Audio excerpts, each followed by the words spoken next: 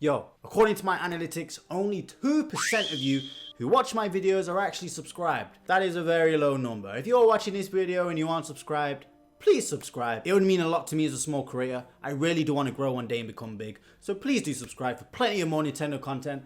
And on with the video.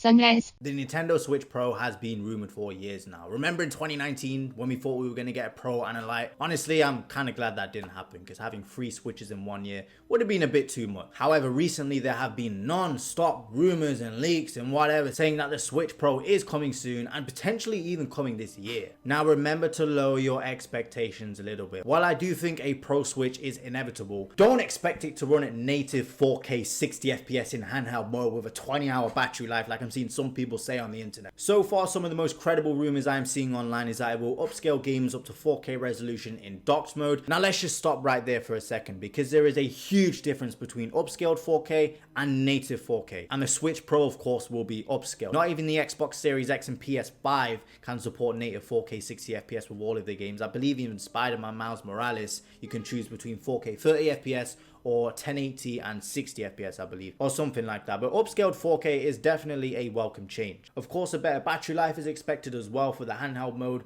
And speaking of handheld mode, it seems that we are going to be getting an OLED screen, which is so exciting. Honestly, once you switch, you won't want to go back to a standard LCD screen, man. Games like Ori Will of the Wisp, Ori and the Blind Forest look amazing on OLED screen. However, some bad news though, and this is pretty much the only bad news I've seen so far for the Switch Pro, and that is that we are still only getting 32 gigabytes of storage. Why? Why, Nintendo? I understand you want to keep this system as cheap as possible, but not even 64 gigs? Surely that doesn't cost that much nowadays in 2021 to have 64 gigabytes on a console, which is still way too low, by the way. I mean, think about it. The Xbox, the PS5 are getting 1 terabyte.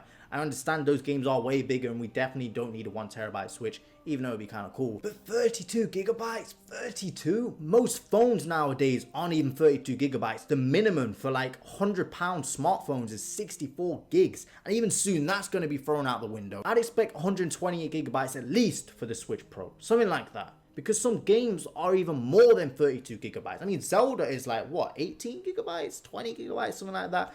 That takes up more than half of the storage. So you are forced to get a micro SD card if you go digital. And it's just not fair, man. I go digital. I don't like having cartridges around my house. But anyway, it is what it is. I'll deal with it, even though it's kind of annoying. And that leads me on to my next point, something that might annoy some people as well.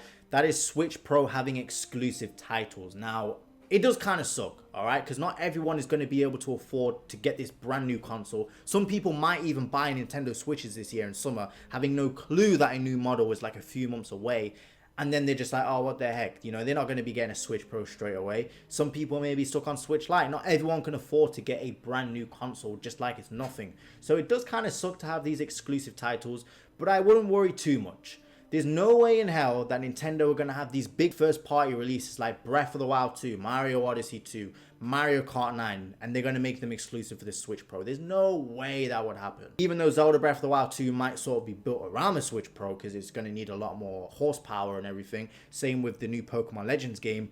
They won't make it exclusive. There's no way in how they would do that. They would never make a big first party game exclusive. But they are probably going to do it for third party games a lot. I mean, think about it. Developers now are going to be making games for the PS5 and Series X. Alright, and downgrading these games all the way to the Switch level is going to be an insane task. It's going to be very hard to do. I mean, they barely managed to do it with Doom, Witcher 3, and these games came out a long time ago. They're probably going to struggle to downgrade the games to the Switch Pro level because I doubt the Switch Pro is going to be better than the PS4 Pro or Xbox One X. But it's still a lot of work, but that's less work for them, so it does count. So I only imagine third-party games are going to be Switch Pro exclusives, if there are going to be any Switch Pro exclusives at all, because they can't keep porting all these old games forever.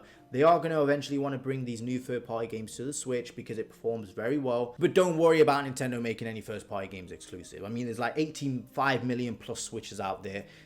Probably not even 20% are going to upgrade to the Switch Pro maybe straight away. So they're going to lose out on all those sales numbers. Don't worry, it won't happen. Still kind of sucks, which is one of those things we might have to deal with. Probably the last exciting rumor out there is that they are going to be increasing the screen size of the Switch, making it 6.2 inches. Now, even if you don't want a bigger system, this is good news for you because they definitely aren't going to make the Switch any bigger than it is. They're just going to use the existing bezels around the Switch and just get rid of them and make it a full screen system. Because if they did resize the Switch, that means we'd have to get new Joy-Cons. It'd be a whole lot of hell for Nintendo to develop all these new things.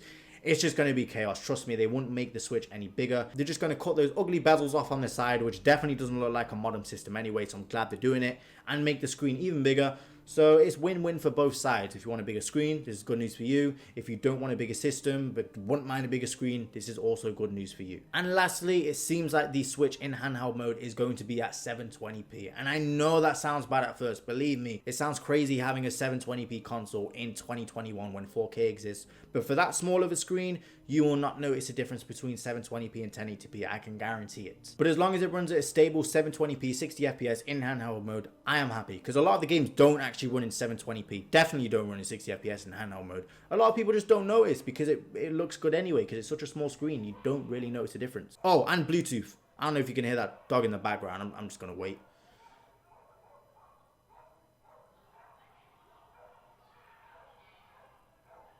Actually, I'm going to check what's going on because that sounds kind of crazy. Alright, seems like there was some fight going on at my local Tesco's about some scooter or something. That's England for you. Sunrise.